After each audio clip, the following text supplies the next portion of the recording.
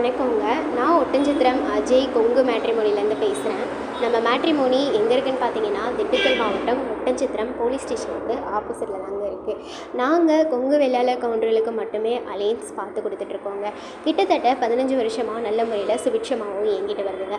நிறைய சுபகாரியங்கள் எங்கள் மேட்ரிமோனி மூலியமாக ஆன்லைன்லேயும் நடந்துட்டு தாங்க இருக்குது, நேர்லேயும் நடந்துட்டு தாங்க இருக்குது.